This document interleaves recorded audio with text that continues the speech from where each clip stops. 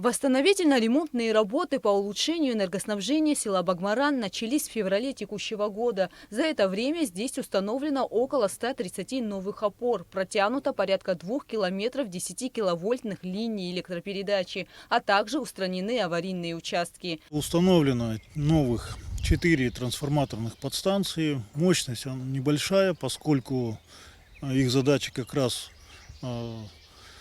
разгрузить линии 0,4 киловольта, то есть укоротить плечи до жилых домов, тем самым улучшить качество напряжения. Там, где они установлены и подключены, уже люди заметили результат работы наших электромонтеров.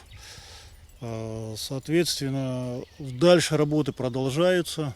В селе будет протянуто порядка 6 километров линии 0,4 киловольта, заменены старые провода, улучшено напряжение. Старые опоры и линии электропередачи долгое время представляли для жителей села Багмаран угрозу для жизни, так как в любое время могли упасть на дорогу и жилые дома. Данное село имело большую аварийность.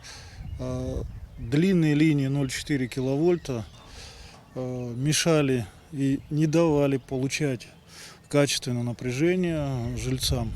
Сгнившие опоры деревянные, соответственно, угрожали и жизни людей, поскольку частые падения проводов, частые обрывы, не только при ветреной погоде, но и, в принципе, при прекрасном солнечном дне. Работы были проведены и в близлежащем селе Мерхеул. Здесь для улучшения энергоснабжения населения на некоторых участках и снижения аварийности была установлена трансформаторная подстанция. По словам местных жителей, до проведения этих работ напряжение было очень слабым. Однако сейчас ситуация улучшилась. Слабый свет был, очень слабый. 120, 150 доходил, не больше. В данный момент ничего нет, все отлично. 220 стабильно держится. Все работает хорошо, холодильники, телевизор. Стабильное, нормальное напряжение. 220 вольт держит постоянно круглые сутки, без перебоев.